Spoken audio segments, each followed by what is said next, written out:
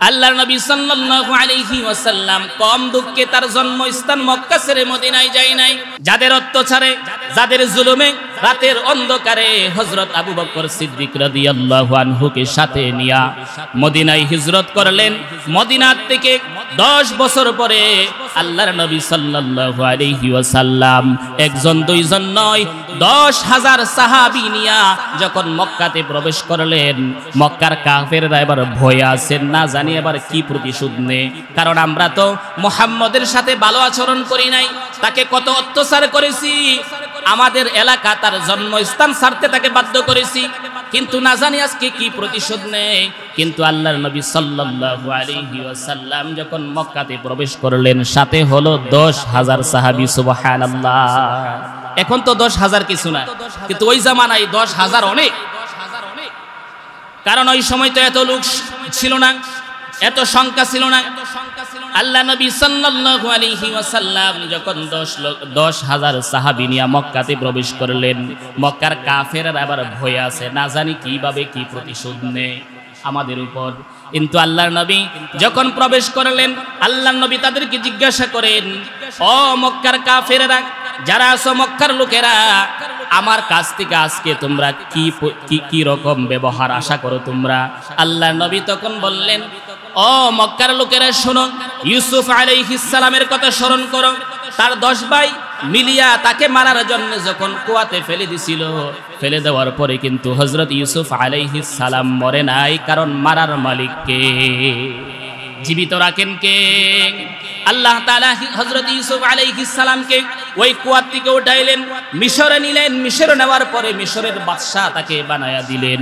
এরপরে যখন ভাইদের সাথে পরিচয় হলো যে এটাই আমাদের ভাই, যেই ভাইকে মারার জন্য কুয়ার মধ্যে নিক্ষেপ করছিলাম, তার 10 ভাই তখন আতঙ্কিত, আমরা তার সাথে যে আচরণ করেছি, ব্যবহার করেছি, আজকে তার ক্ষমতা আছে, তার টাকা আছে, তার পাওয়ার আছে, না জানি কি প্রতিশোধ আজকে আমাদের কাছ থেকে সে নে। কিন্তু হযরতে ইউসুফ আলাইহিস সালাম তখন বললেন, না না, এই চিন্তা করো না, আজকে আমি তোমাদেরকে এরকম কোনো আচরণ করব না, তোমাদেরকে মাফ করে দিলাম। সুবহানাল্লাহ। আল্লাহর নবী বললেন, ইউসুফ আলাইহিস সালাম যেমনি করে তার ভাইদেরকে ক্ষমা করে দিয়েছে, আমি মুহাম্মদও তোমরা আমার সাথে যা যা করেছো সব আমার মনে আছে, কিন্তু আমি এই মুহূর্তে তোমাদের সবাইকে আমি ক্ষমা করে দিলাম। সুবহানাল্লাহ। ওয়া নাশহাদু আল্লা ইলাহা ইল্লাল্লাহু ওয়াহদাহু লা শারীকা লাহু ওয়া আশহাদু আন্না মুহাম্মাদান আবদুহু ওয়া রাসূলুহু আরসালাহু বিল হাক্কি বাশীরান ওয়া নাযীরা وداعيا إلى الله بإذنه وسراجا منيرا فقد قال الله تعالى في كلامه المجيد وفي فرقانه الحميد أعوذ بالله من الشيطان الرجيم بسم الله الرحمن الرحيم وما أرسلناك إلا رحمة للعالمين صدق الله العظيم قال رسول الله صلى الله عليه وسلم من صلى علي واحدة صلى الله عليه عشرا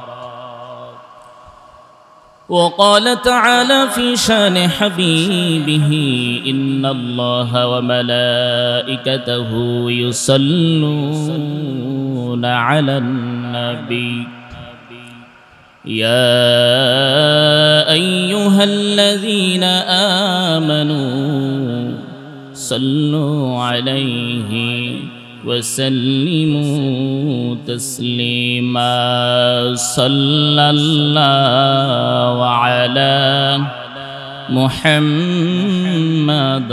صلى الله عليه صلى الله على محمد صلى الله नहीं है दुजा में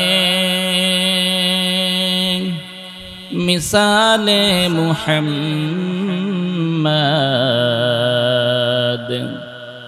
जमाल खुदा है कमाल मुहम्मद सल्लल्लाहु अलैहि मुहम्मद सल्लल्लाहु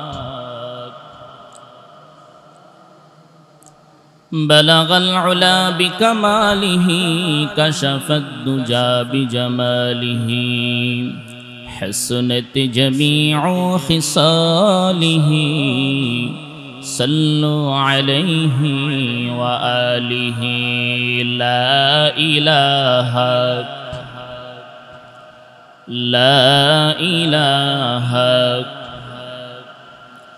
لا إله إلا الله محمد رسول الله صلى الله عليه وسلم الحمد لله আল্লাহ সুবহানাহু ওয়া তাআলার দরবারে লক্ষ কোটি শুকর যে মহান মালিক আমাদিগকে পবিত্র জুমার দিনে জুমার নামাজ আদায়ের জন্য আল্লাহ তাআলা দয়া করে মায়া করে মহব্বত করে আল্লাহ তাআলা তার ঘরে আমাদের মতো গুনাহগারকেও আল্লাহ তাআলা সুস্থতার সাথে আল্লাহর ঘরে আসার বসার তৌফিকটুকু দান করলেন। আমরা সেজন্য সেই প্রভুর দরবারে একবার শুকরিয়া তান দিল হতে আমরা বলি আলহামদুলিল্লাহ। প্রিয় উপস্থিতি, আমি আপনাদের সামনে যে কোরআন কারীমের আয়াত তেলাওয়াত করছি, এই আয়াতে কারিমা খুবই প্রসিদ্ধ। এই আয়াতে কারিমার মধ্যে আল্লাহ তাআলা বলতেছেন, ওয়ামা আরসালনাকা ইল্লা রাহমাতাল লিল আলামিন। আল্লাহ তার হাবিবকে, তার বন্ধুকে এই দুনিয়াতে প্রেরণ করেছেন গোটা জগতের জন্য রহমত স্বরূপ। সুবহানাল্লাহ। গোটা জগতের প্রত্যেকটা প্রাণীর জন্য তিনি আমাদের নবীকে রহমত বানিয়ে পাঠিয়েছেন। এমনকি যারা আমার নবীর দুশমন, যারা আমার নবীকে মানে না, তাদের জন্য আমাদের নবী রহমত। সুবহানাল্লাহ। নবী যদি আমাদের নবী যদি দুশমনের জন্য রহমত হয়, তাহলে আমাদের জন্য রহমত কম না বেশি? বেশি। প্রত্যেকটা মাখলুকের জন্য আল্লাহর নবী রহমত হিসাবে আল্লাহ তাআলা দুনিয়াতে প্রেরণ করেছেন। যেমন কাফের যারা, মুশরিক যারা, তাদের জন্যও তিনি রহমত। আগের যত নবী ছিল এমন অনেক নবী আছে যারা তাদের উম্মতদেরকে দাওয়াত দিতে দিতে দিতে দিতে দিতে দিতে কালিমা যখন গ্রহণ করে না, নবী তার উম্মতের জন্য আল্লাহর দরবারে দোয়া করছে, আল্লাহ যেই মানুষগুলি 900 বছর 950 বছর দাওয়াত দিলাম, তোমার কালিমা গ্রহণ করে না, এদেরকে দুনিয়াতে রাইকাই লাভ কি? কারণ তুমি তো সৃষ্টি করছো তোমার ইবাদতের জন্য। ওয়ামা খালাকতুল জিন্না ওয়াল ইনসা ইল্লা লিয়াবুদুন। আল্লাহ তাআলা বলেন, আমি মানুষ আর জিনকে সৃষ্টি করেছি আমি আল্লাহর ইবাদতের জন্য। তো নবী বলতেছে, আপনার ইবাদতের জন্যই আপনি তাদেরকে সৃষ্টি করছেন, অথচ আমি তাদেরকে দাওয়াত দিলাম 950 বছর কালিমার দাওয়াত দিলাম, এরপরেও যদি এরা আপনার কালিমা গ্রহণ না করে, তো এদেরকে দুনিয়াতে রাইকা লাভটাই কি? এদেরকে তুমি আযাব আর গজব দিয়া ধ্বংস করে দাও। আযাব গজব দিছেনি আল্লাহ? পানির গজব দিছে, ভূমিকম্প দিছে, দিয়া পুরা জাতিকে ধ্বংস করে দিছে। কিন্তু আল্লাহর নবী আমার আপনার নবী নবী মুহাম্মদুর রাসূলুল্লাহ সাল্লাল্লাহু আলাইহি ওয়াসাল্লাম তিনি কোনদিন কোন কাফের মুশরিকের জন্য তিনি বদদুয়া করেন নাই। সুবহানাল্লাহ। তাদের জন্য তিনি ছিলেন রহমত, পশু পাখিদের জন্য তিনি ছিলেন রহমত। আল্লাহর নবী সাল্লাল্লাহু আলাইহি ওয়াসাল্লাম একদিন একটি বাগানে গেলেন। বাগানে যাওয়ার পরে একটা উট আল্লাহর নবীর দরবারে দৌড়ে আসছে। দৌড়ে আইসা আল্লাহর নবীর কাছে কান্নাকাটি করে বলতেছে, ইয়া রাসূলুল্লাহ, ইয়া হাবিবাল্লাহ, ওগো আল্লাহর হাবিব, আল্লাহর নবী, আমার যে মালিক এই মালিক আমাকে দিয়া কাজ করাই বেশি, কিন্তু আমাকে খাবার দেই কম। এটা আমার প্রতি সে অবিচার করে। আল্লাহর নবী ওই উটের মালিককে ডেকে আনলেন আর বললেন, এই যে দেখো, এটা বাকহীন প্রাণী, এটা কথা বলতে পারে না, এর সাথে তোমার সুন্দর আচরণ করা উচিত। এর সাথে এমন আচরণ তুমি করবা না যে আচরণ কারণে তোমার উটটা কষ্ট পাই। সুবহানাল্লাহ। তিনি পশু পাখিদের জন্য ছিলেন কি রহমত। সুবহানাল্লাহ। শুধু তাই না, তিনি নারীদের জন্য রহমত। কিভাবে রহমত দেখেন? আল্লাহর রাসূল সাল্লাল্লাহু আলাইহি ওয়াসাল্লাম যখন দুনিয়াতে আগমন করেন নাই, এমন সময় এমন একটা যুগ ছিল যেই যুগের মধ্যে মানুষ মেয়েদেরকে ভালোবাসতো না, মেয়ে সন্তানকে ভালোবাসতো না। নিজের ঘরে কন্যা সন্তান হবে এটাকে লজ্জার বিষয় মনে করত, লাঞ্ছনাকর বিষয় মনে করত। এমনকি কোনো পিতা তার কন্যা সন্তানকে ভালোবাসতো না, ভালোবাসার নজরে তাদেরকে দেখতো না। আল্লাহর নবী সাল্লাল্লাহু আলাইহি ওয়াসাল্লাম যখন আগমন করলেন, আগমন করার সাথে সাথে আল্লাহর রাসূল ঘোষণা করে দিলেন, ও দুনিয়ার মানুষেরা শুনো, যাদের ঘরে দুইটি কন্যা সন্তান হবে আর ওই দুইটি কন্যা সন্তানকে তোমরা আদর যত্ন সহকারে লালন পালন করবা এবং সুপাত্রে পাত্রস্থ করতে পারবা, আল্লাহর নবী বলেন ওই পিতা আমি নবীর সাথে এমন কাছাকাছি থাকবে যেমন একটা আঙ্গুল আর একটা আঙ্গুলের খুব কাছাকাছি। সুবহানাল্লাহ। শুধু তাই না, আল্লাহর নবী সাল্লাল্লাহু আলাইহি ওয়াসাল্লাম বললেন, ও দুনিয়ার উম্মতেরা শুনো, তোমরা কোনো মেয়ের বাবাকে গালি দিও না, কারণ আমি নবীজিও মেয়ের বাবা। তোমরা মেয়ের বাবাদেরকে গালি দিও না। সুবহানাল্লাহ। মেয়েদেরকে সম্মান ইজ্জত আল্লাহ তাআলা দিবেন কি দিবেন না? কার মাধ্যমে দিবেন? আমাদের নবীর মাধ্যমে। সুবহানাল্লাহ। এমন কি রাসূলুল্লাহ সাল্লাল্লাহু আলাইহি ওয়াসাল্লাম দুনিয়াতে আসার আগে মানুষ স্ত্রীদেরকে সম্মান করত না, ইজ্জত দিত না, তাদের সাথে দুর্ব্যবহার করত, তাদের উপর অত্যাচার করত, জুলুম করত। আল্লাহর নবী আয়েশা তাদেরকে ঘোষণা করে দিলেন, ওয়া আশিরুহুন্না বিল মা'রুফ, তোমরা তোমাদের স্ত্রীদের সাথে উত্তম আচরণ করো। সুবহানাল্লাহ। আল্লাহ তাআলা আরো বলেন, হুন্না লিবাসুল লাকুম ওয়া আনতুম লিবাসুল লাহুন্না, তারা তোমাদের পোশাক আর তোমরা তাদের পোশাক। সুবহানাল্লাহ। শুধু তাই না, যারা বৃদ্ধ আছেন, এখনো অনেক মানুষ বৃদ্ধদেরকে সম্মান করে না, কিন্তু আল্লাহর নবী সাল্লাল্লাহু আলাইহি ওয়াসাল্লাম যেই জামানার মধ্যে আসছিলেন, যেই যুগে আসছিলেন, ওই যুগে কোনো মানুষ বৃদ্ধদেরকে সম্মান করত না, ইজ্জত করত না।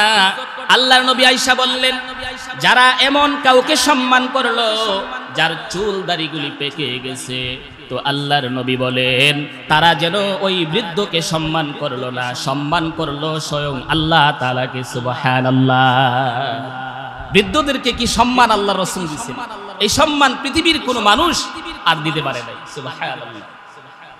শুধু তাই না, যারা ব্যবসায়ী আছেন, ব্যবসা করেন, আল্লাহর নবী বললেন যারা ব্যবসা করতে গিয়া মিথ্যা কথা বলে না, মিথ্যা কথা বইলা ব্যবসা করে না, ব্যবসা করতে গিয়া মানুষকে ঠগায় না, ব্যবসা করতে গিয়া ওজনে মানুষকে কম দেয় না, আল্লাহর নবী বলেন এরকম সৎ ব্যবসায়ী যারা দুনিয়াতে সৎ ব্যবসা করবে, আল্লাহর নবী বলেন কঠিন মুসিবতের দিনে যেদিন মানুষগুলি ইয়া নাফসি বলতে থাকবে, আল্লাহর নবী বলেন দুনিয়াতে যারা সৎ ব্যবসায়ী, সৎভাবে ব্যবসা করে, ব্যবসা করতে গিয়া মানুষকে ঠগায় না, ওজনে কম দেয় না, মিথ্যা কথা বলে না, ওই ব্যবসায়ী হাসরের ময়দানে নবীদের সাথে, আম্বিয়া আলাইহিস সালামদের সাথে তারা হাসর নসর হবে। সুবহানাল্লাহ।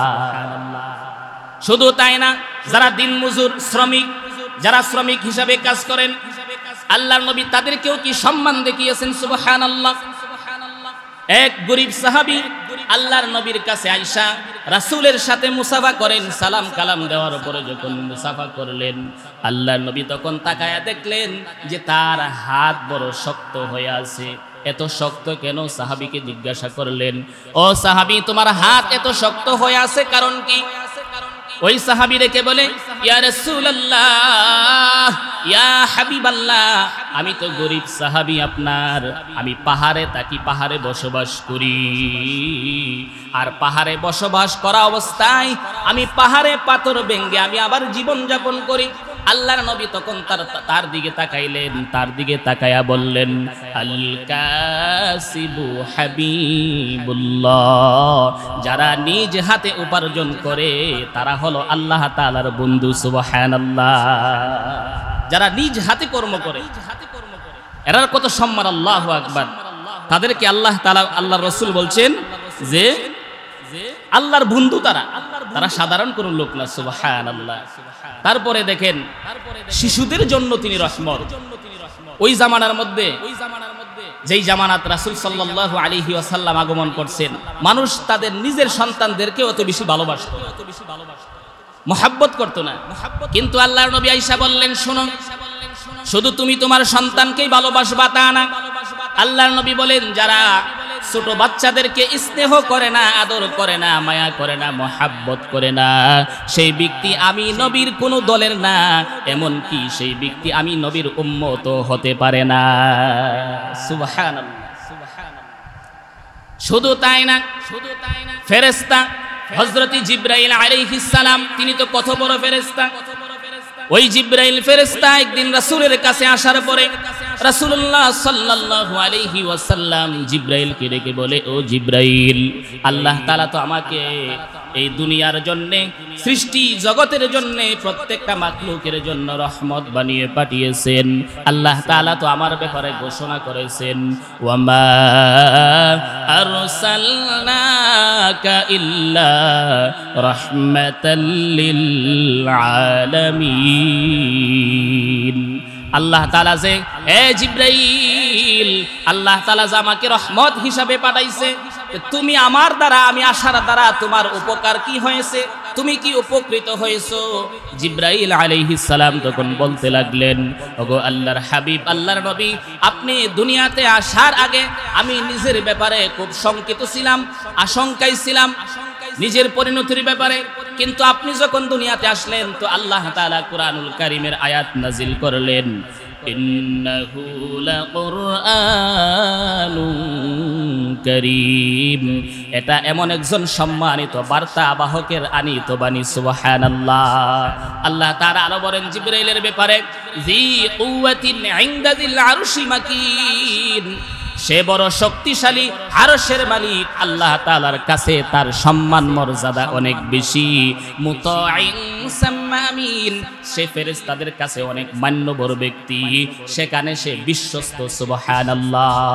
জিবরাইল তখন ডেকে বলে, ইয়া রাসূলুল্লাহ, ইয়া হাবিবাল্লাহ, আপনি যখন দুনিয়াতে আসলেন আর আল্লাহ তাআলা আমি জিবরাইলের ব্যাপারে কুরআনুল কারীমের মধ্যে এমন ভাবে আল্লাহ তাআলা কোরআনের আয়াত নাজিল করলেন, তো আমি এরপরে আশঙ্কা মুক্ত হয়েছি। সুবহানাল্লাহ। শুধু তাই না, দুশমনদের জন্য তিনি ছিলেন রহমত। আপনারা সবাই জানেন আল্লাহর নবী মক্কাতে জন্মালেন, মক্কা শরীফে জন্মগ্রহণ করেছেন। কিন্তু জন্মগ্রহণ করার পরে আল্লাহর নবী দুনিয়াতে আসার আগেই তার বাবা ইন্তেকাল করছে গর্ভে থাকা অবস্থায়। নবীজি যখন দুনিয়াতে আসলেন তার মা 6 বৎসর পরে চলে গেল, তার দাদার কাছে বড় হইল, দাদাও কিছুদিন পরে চলে গেল। তারপরে আসলো চাচা, চাচাও দুনিয়া থেকে বিদায় নিল। তারপরে মক্কার কাফের মুশরিকেরা আল্লাহর নবী যখন নবুয়তির কাজ শুরু করে দিলেন, মানুষদেরকে বলতে লাগলেন যে তোমরা এবার পড়ো লা ইলাহা ইল্লাল্লাহু মুহাম্মাদুর রাসূলুল্লাহ সাল্লাল্লাহু আলাইহি ওয়াসাল্লাম। আল্লাহর হাবিব যখন এইভাবে কালিমার দাওয়াত দেওয়া শুরু করলেন, তার আপন লোক, তার আপন চাচা তার আপন লোকগুলি রাসূলের বিরোধিতা করা শুরু করে দিল, এমনকি রাসূলকে এমন এমন কষ্ট দেওয়া শুরু করলো যেই কষ্ট আল্লাহর নবী ছাড়া আর কোনোদিন কোনো মানুষ এত কষ্ট করেনি। দুনিয়ায় কষ্ট করেছে, দুনিয়ার যত নবী রাসূল কষ্ট করেছে তার চাইতে বেশি কষ্ট করেছে আমার আপনার নবী। বলুন ঠিক না বেঠিক? নবীজি সাল্লাল্লাহু আলাইহি ওয়াসাল্লাম এমন কষ্ট করেছেন, শেষ পর্যন্ত তার জন্মস্থান মক্কাতে আর থাকতে পারলো না। মক্কা থেকে বিদায় নিয়া মদিনাতে হিজরত করা লাগছে। সাথে ছিল হযরত আবু বকর সিদ্দিক রাদিয়াল্লাহু আনহু। ওই মদিনার পথে রে আমার, ওই মদিনার পথে হিজরত করতে চলছেন নবী আবু বকর সাথে।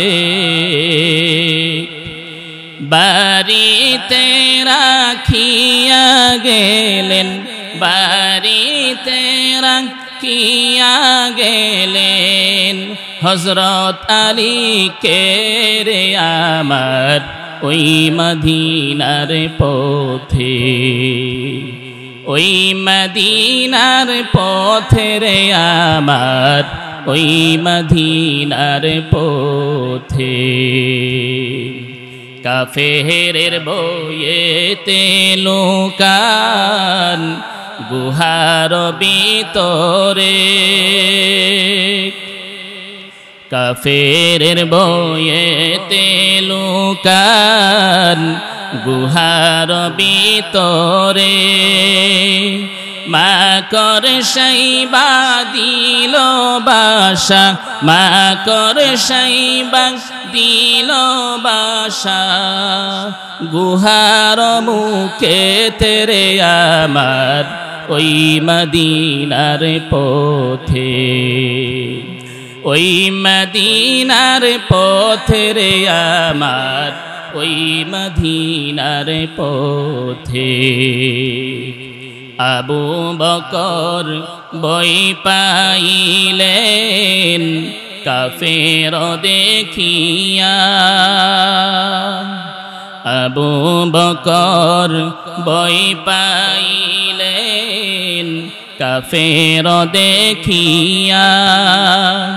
নবীজি সান্ত্বনা দিলেন, নবীজি সান্ত্বনা দিলেন, আল্লাহ মুদের সাথে রে আমার, ওই মদিনার পথে, ওই মদিনার পথে রে আমার, ওই মদিনার পথে। বিষাক্ত সাপ দংশন করল সিদ্দিকের পায়েতে, বিষাক্ত সাপ দংশন করল সিদ্দিকের পায়েতে। বিষে গেল পানি হইয়া, বিষে গেল পানি হইয়া, নবীজির তুতু তেরে আমার, ওই মদিনার পথে, ওই মদিনার পথে রে আমার, ওই মদিনার পথে। আল্লাহর নবী সাল্লাল্লাহু আলাইহি ওয়াসাল্লাম কম দুঃখে তার জন্মস্থান মক্কা ছেড়ে মদিনায় যায় নাই। যাদের অত্যাচারে, যাদের জুলুমে রাতের অন্ধকারে হযরত আবু বকর সিদ্দিক রাদিয়াল্লাহু আনহুকে সাথে নিয়া মদিনায় হিজরত করলেন। মদিনার থেকে 10 বছর পরে আল্লাহর নবী সাল্লাল্লাহু আলাইহি ওয়াসাল্লাম একজন দুইজন নয় 10,000 সাহাবী নিয়া যখন মক্কাতে প্রবেশ করলেন, মক্কার কাফেররা এবার ভয়ে আছেন, না জানি এবার কি প্রতিশোধ নেয়। কারণ আমরা তো মুহাম্মদের সাথে ভালো আচরণ করি নাই, তাকে কত অত্যাচার করেছি, আমাদের এলাকা তার জন্মস্থান ছাড়তে তাকে বাধ্য করেছি, কিন্তু না জানি আজকে কি প্রতিশোধ নেয়। কিন্তু আল্লাহর নবী সাল্লাল্লাহু আলাইহি ওয়াসাল্লাম যখন মক্কাতে প্রবেশ করলেন, সাথে হলো 10,000 সাহাবী। সুবহানাল্লাহ। এখন তো 10,000 কিছু না, কিন্তু ওই জামানায় 10,000 অনেক। কারণ ওই সময় তো এত লোক ছিল না, এত সংখ্যা ছিল না। আল্লাহ নবী সাল্লাল্লাহু আলাইহি ওয়াসাল্লাম যখন 10,000 সাহাবী নিয়ে মক্কাতে প্রবেশ করলেন, মক্কার কাফেররা আবার ভয়ে আছে, না জানি কিভাবে কি প্রতিশোধ নেয় আমাদের উপর। কিন্তু আল্লাহর নবী যখন প্রবেশ করলেন, আল্লাহর নবী তাদেরকে জিজ্ঞাসা করেন, ও মক্কার কাফেররা, যারা আছো মক্কার লোকেরা, আমার কাছ থেকে আজকে তোমরা কি রকম ব্যবহার আশা করো তোমরা? আল্লাহর নবী তখন বললেন, ও মক্কার লোকেরা শোনো, ইউসুফ আলাইহিস সালামের কথা স্মরণ করো। তার 10 ভাই মিলিয়া তাকে মারার জন্য যখন কুয়াতে ফেলে দিছিল, ফেলে দেওয়ার পরে কিন্তু হযরত ইউসুফ আলাইহিস সালাম মরে নাই, কারণ মারার মালিক কে? জীবিত রাখেন কে? আল্লাহ তাআলা হযরত ইউসুফ আলাইহিস সালামকে ওই কুয়া থেকে উঠাইলেন, মিশরে নিলেন। মিশরে নেওয়ার পরে মিশরের বাদশা তাকে বানায়া দিলেন। এরপরে যখন ভাইদের সাথে পরিচয় হলো যে এটাই আমাদের ভাই, যেই ভাইকে মারার জন্য কুয়ার মধ্যে নিক্ষেপ করছিলাম, তার 10 ভাই তখন আতঙ্কিত, আমরা তার সাথে যে আচরণ করেছি, ব্যবহার করেছি, আজকে তার ক্ষমতা আছে, তার টাকা আছে, তার পাওয়ার আছে, না জানি কি প্রতিশোধ আজকে আমাদের কাছ থেকে সে নে। কিন্তু হযরতে ইউসুফ আলাইহিস সালাম তখন বললেন, না না, এই চিন্তা করো না, আজকে আমি তোমাদেরকে এরকম কোনো আচরণ করব না, তোমাদেরকে মাফ করে দিলাম। সুবহানাল্লাহ। আল্লাহর নবী বললেন, ইউসুফ আলাইহিস সালাম যেমনি করে তার ভাইদেরকে ক্ষমা করে দিয়েছে, আমি মুহাম্মদও তোমরা আমার সাথে যা যা করেছো সব আমার মনে আছে, কিন্তু আমি এই মুহূর্তে তোমাদের সবাইকে আমি ক্ষমা করে দিলাম। সুবহানাল্লাহ। কাদেরকে ক্ষমা করছে? যারা রাসূল সাল্লাল্লাহু আলাইহি ওয়াসাল্লামকে কত কষ্ট না দিয়েছে, তাদের কষ্ট আর অত্যাচারে রাসূল সাল্লাল্লাহু আলাইহি ওয়াসাল্লাম দিনের বেলাও যাইতে পারে নাই, রাতের বেলায় গেছে। এরপরেও রাসূলকে তাড়া করছে মারার জন্য। বাঁচাইয়া দিয়েছেন কে? আল্লাহ। সে আল্লাহর রাসূল সাল্লাল্লাহু আলাইহি ওয়াসাল্লাম দুনিয়ার প্রত্যেকটা মাখলুকের জন্য, গোটা জগতের জন্য আল্লাহ তাআলা তাকে রহমত হিসাবে বানায়া পাঠাইছেন। সুবহানাল্লাহ। এই কারণে এখন সবার জন্য যদি রহমত হইতে, আমাদের জন্য কি? আমরা তো নবীর উম্মত। সুবহানাল্লাহ। এই কারণে আল্লাহর নবী বলেন, ও উম্মতেরা, তোমরা যেন সবার চাইতে বেশি রহমত পেতে পারো। এই কারণে আল্লাহর নবী বলেন, মান সাল্লা আলাইয়া ওয়াহিদাতান সাল্লাল্লাহু আলাইহি আশারা। আল্লাহর নবী বলেন, যেই ব্যক্তি, যেই উম্মত আমি নবীর উপরে একবার দুরূদ শরীফ পাঠ করবে, তো আল্লাহ তাআলা তার উপর 10টা রহমত নাজিল করবে, 10 বার নাজিল করবে। সুবহানাল্লাহ। তে আল্লাহর নবী যে রহমত হয়ে আসছেন, রহমত যদি আপনার উপর বেশি নিতে চান, রহমতের বাগে যদি আপনি বেশি হইতে চান, তাহলে আপনাকে বেশি বেশি রাসূলের উপর দুরূদ শরীফ পড়ার দরকার আছে না নাই? প্রত্যেক নামাজের ভিতরে দুরূদ শরীফ আছে না নাই? দুরূদ শরীফ সারা কি নামাজ আছে? জুমার নামাজ বলেন, রমজান মাসের নামাজ বলেন, ঈদের নামাজ বলেন, ফজরের নামাজ বলেন, যোহরের নামাজ বলেন, আসরের নামাজ, মাগরিবের নামাজ, এশারের নামাজ, নফল নামাজ, যত নামাজ আছে প্রত্যেক নামাজেই রাসূলের দুরূদ আছে না নাই? রাসূলের উপর দুরূদ আছে। যারা নামাজ পড়ে তারা দুরূদ শরীফ পাঠ করে, যারা নামাজ পড়ে না, দুরূদ শরীফ পড়ার ভাগ্য তাদের হয় না। এই কারণে নামাজ পড়ার দরকার আছে না নাই? নামাজ পড়লে আল্লাহ তাআলা ভাগ্য বদলায় দিবে, গুনাহ মাফ করে দিবে, আল্লাহ তাআলা আপনাদের উপর রহমত নাজিল করবে। আল্লাহ তাআলা আমাদের সবাইকে রাসূল সাল্লাল্লাহু আলাইহি ওয়াসাল্লামের সুন্নাত মোতাবেক জীবন যাপন করার তৌফিক দান করুক। 5 ওয়াক্ত নামাজ সহ রাসূলের উপর বেশি বেশি দুরূদ শরীফ পাঠ কইরা আমরা যেন আল্লাহ তাআলার পক্ষ থেকে বেশি বেশি রহমতের আশা করতে পারি। আল্লাহ তাআলা আমাদের সবাইকে সেই তৌফিক দান করুক। সবাই বলি আমিন। যারা সুন্নাত পড়েন নাই, 4 রাকাত কবুল করুন।